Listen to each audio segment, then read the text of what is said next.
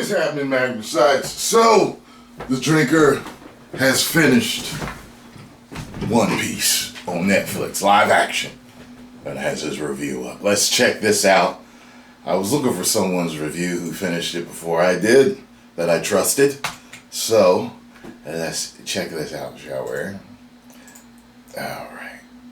So you don't need me to tell you that Netflix have a pretty spotty record when it comes to live-action adaptations of popular Japanese IPs.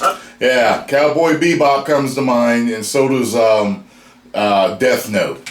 I mean, who could forget the stunning non-success of Cowboy Bebop, a show that was so heavily geared towards modern audiences that it ended up turning away its existing fan base, failed to attract a new one, and got unceremoniously cancelled after just one season. And it's a shame, really, because I was totally looking forward to more passive-aggressive rants from Daniela Pineda about how ungrateful the fans were for the privilege of being allowed to witness her glorious on-screen presence. Oh well, as Daniela 2.0 would say... It's Hollywood, baby. I don't remember asking you a thing. Anyway, then came the news that One Piece, which started out as a manga comic before exploding into an entire media franchise in Japan, was next in line for a live-action adaptation. And even worse, it was going to be made by literally the same production company that handled Cowboy Bebop. Are you dumb or something? Needless to say, everyone was braced for another disaster in the making. Just another doomed attempt to bend and warp a distinctly Japanese product into something that conforms to current-day Hollywood sensibilities, ultimately losing the very qualities that made it appealing in the first place. But I did hear that the creator was very much involved with this, so this is, I guess, the reason why a lot of people are liking it. Here's the funny thing, One Piece is actually really good. I mean, I'll be real here, it's completely bonkers and over-the-top ridiculous at times. Very. The characters look like they just stumbled in from a cosplay convention, and everything from the technology levels to the laws of physics themselves are treated like optional extras, but there's a beating heart of vibrant, colourful, adventurous, given exuberance at the core of One Piece that's just impossible not to enjoy. I actually found myself eagerly awaiting each new episode because I was genuinely invested in the large cast of likeable characters and excited to see where the crazy freewheeling plot took me next. Jesus, this is what TV used to be like. Anyway, the point here is that One Piece is basically a case study in how to adapt an anime to live action without losing the charm of the original, and I think there's a number of very important reasons why it succeeded, but I'll get into more of that shortly. First, let's dive right into the plot summary. So One Piece takes place in a fictional world that's divided up into two massive oceans with a thin strip of land running between them, and it's run by a tyrannical one-world government known as the, world government. It does exactly what it says on the tin. Fair enough, I guess. So anyone who doesn't submit to their rule is automatically branded a pirate regardless of their privateering activities and ruthlessly hunted down by the Marines. And the story kicks off with the capture of the most famous pirate of them all, Gold Roger, who reveals that he's hidden the ultimate treasure, the One Piece, somewhere out there in the ocean, ultimately kicking off a mad scramble to find it. Flash forward 20 years or so, and people are still out there hunting for the One Piece, including Monkey D. Luffy, a young wannabe pirate who intends to sail into a treacherous patch of ocean known as the Grand Line, where he believes that the One Piece has been hidden. The only problem is, he doesn't have a ship, or any idea where the One Piece actually is, or even where the Grand Line can be found. Not a great plan. Yeah, in case you hadn't noticed, Luffy's not exactly big on planning ahead, but that's kind of what makes him so endearing. He's the ultimate happy-go-lucky, fly-by-the-seat-of-your-pants adventurer who just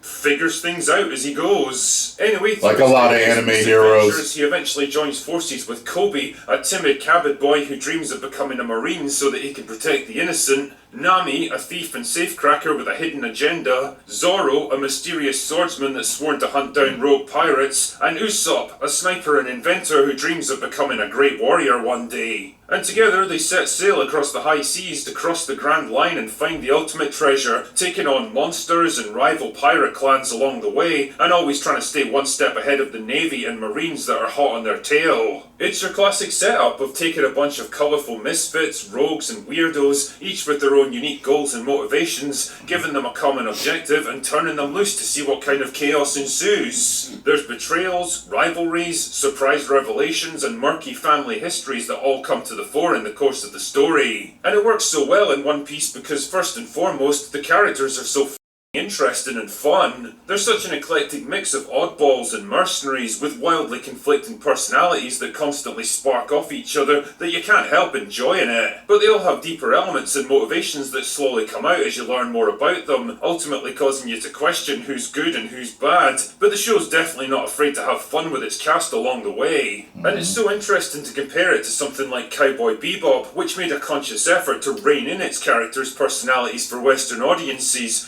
I didn't see it, but I do know that I did do a reaction to the first episode back when I started first doing anime reactions, and I enjoyed it.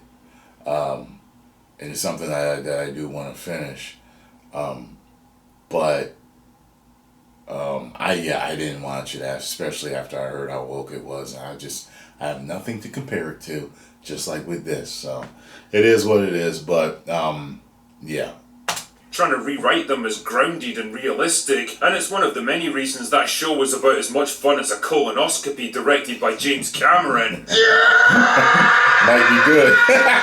It's James Cameron. On the other hand, is more than happy to go all in with over-the-top emotional reactions, heavily stylized dialogue and fight scenes, and interpersonal melodrama, because that's exactly how anime does it. The men are actually allowed to kick ass, make decisions and hold their own, rather than existing purely to get outfought and outsmarted by their female counterparts at every opportunity, Yeah. because again, that kind of shit just wouldn't fly in Japanese culture, so it doesn't even get attempted here. And by all accounts, we mostly have Eiichiro Oda, the original manga's creator, to thank for that. Oda was smart enough to retain creative control when he signed the rights over to Netflix, and actually forced the producers to rewrite and reshoot multiple key scenes when he decided he wasn't happy with them. Fucking good for you, Oda-san. If only The Witcher and Cowboy Bebop had this level of creative oversight, maybe they wouldn't have been steaming piles of shit, and we might be living in a very different entertainment landscape Smart today. guy. He must have known what the hell was going on. Production designers for the absolute insanity that they've brought to the screen here. The world of One Piece is the kind of place where people fight with swords and flintlock pistols, but also have international radio communications and portside taverns with neon signs above the bar. Some people dress like 18th century sailors, others like 1980s biker punks. It makes absolutely no sense to someone like me who's coming into it blind, but then again, I get the impression that it's not really supposed to. Just like the oddball characters and the outlandish adventure at its core, every aspect of One Piece feels like you're stepping into a completely alien world driven entirely by escapist fun. And god damn it, I'm pretty sure we could all use a bit more of that in our entertainment these days. I didn't see that part, Ultimately, as much as I enjoyed One Piece, I can't say that this show is going to be for everyone. It's a Western adaptation for sure, but it's one that's retained its distinctly Japanese flavour, and if you're not into that kind of highly stylized, over-the-top method of storytelling, then you might be put off by some of the wilder elements of One Piece. But for anyone else who's willing to be a bit more open-minded about their entertainment, or who just wants a wild ride of pure escapism that wasn't written for modern audiences, I think you'll have an absolute blast with this show. And who knows, its success might just encourage Hollywood to rethink what Western audiences actually want to see.